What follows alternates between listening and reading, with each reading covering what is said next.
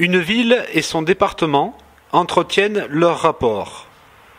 Ici, c'est un contrat de ville qui vaut à celle-ci la contribution départementale équitable organisée par la loi.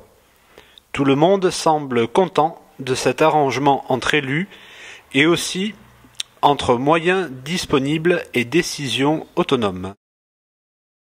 Bonjour Daniel Garrigue, vous êtes ici aujourd'hui pour représenter.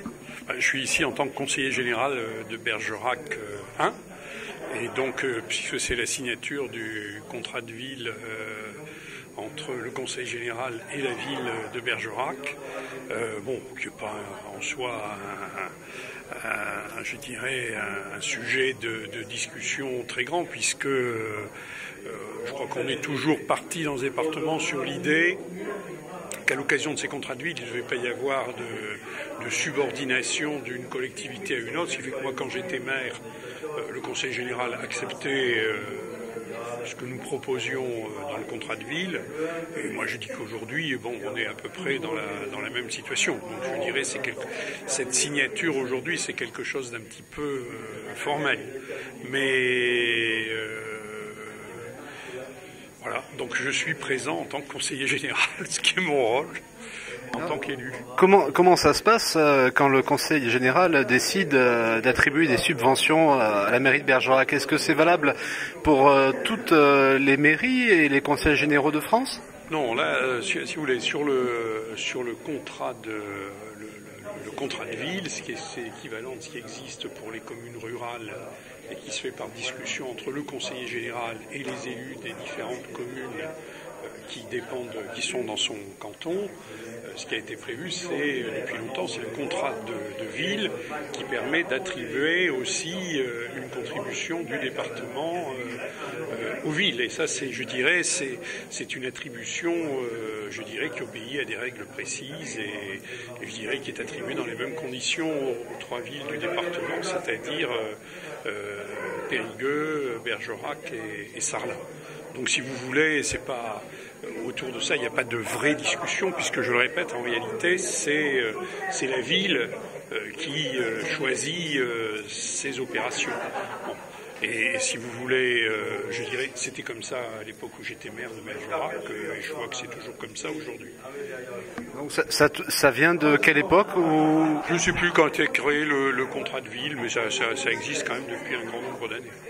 Concrètement, comment ça se passe? C'est au fur et à mesure des discussions, des rencontres et des meetings? Il n'y a pas de, je vous dis, il n'y a pas de vrai, c'est pas contractualisé, enfin, c'est un contrat, mais je dirais, c'est chaque ville qui choisit en fait, sauf s'il y avait vraiment une divergence fondamentale avec le conseil général ou avec les conseillers généraux en l'occurrence, mais je dis que le principe, c'est de considérer qu'une collectivité ne doit pas être subordonnée à une autre, et donc en fait, c'est la ville qui choisit les opérations qu'elle veut inscrire, pour lesquelles elle veut obtenir les crédits du conseil général dans le cadre de ce contrat.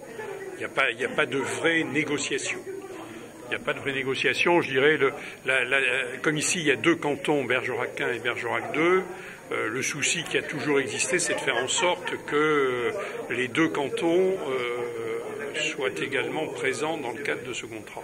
Donc c'est pas un enjeu, il n'y a pas de bataille politique, si vous voulez, sur ce contrat de ville.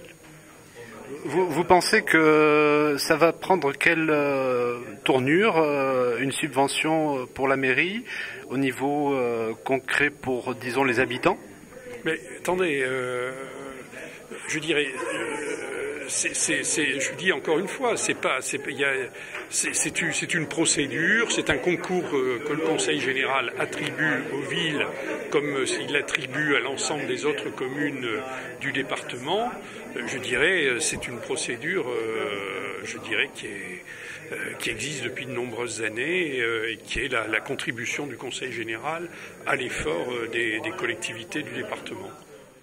Bonjour Monsieur Cazot, donc qu'est-ce que ça change aujourd'hui par rapport aux autres contrats de ville que vous avez connus?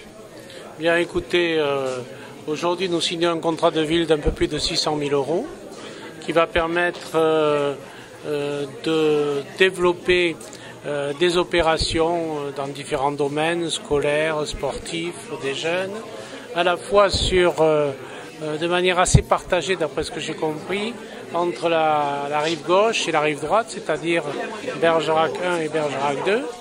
Et ces possibilités que nous donnons à la ville de Bergerac d'engager donc par le biais de nos finances de nouveaux objectifs viennent s'ajouter, comme je l'ai dit, à toute une série d'actions que nous menons, que ce soit dans le domaine social, dans le domaine routier avec la déviation ouest, dans le domaine de l'aéroport avec notre participation à 50%, et dans bien d'autres domaines, notamment les collèges par exemple, où nous avons une action très forte, sans compter le domaine social, où c'est près de 7 millions d'euros qui retombent sur le secteur de Bergerac.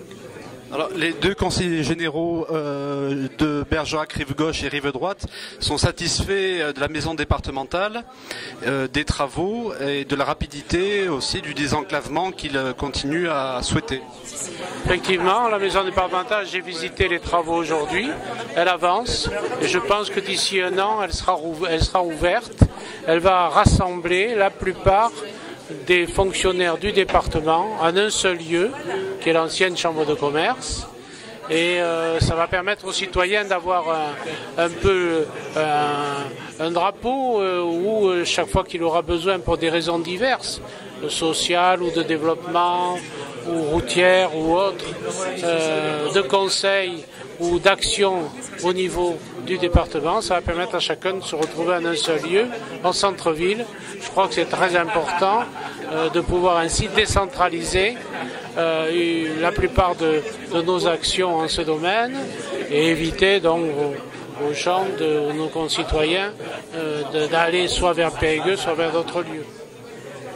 Alors comment se situent par rapport à votre situation les contrats de ville par rapport à Sarlat et Périgueux?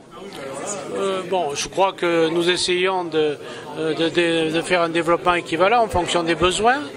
Bon, Sarlat a vu aussi une déviation comme celle de Bergerac, qui en a vu deux, mais Sarlat a aussi une déviation. Périgueux a des actions de notre domaine et je crois que en ce domaine, le rôle du département, c'est de développer harmonieusement l'ensemble de son territoire. Ces secteurs-là sont importants aussi et je crois que nous faisons le maximum pour, avec l'accord des maires, l'accord des conseils municipaux, trouver les solutions qui sont les plus optimales dans ce développement du territoire. Merci.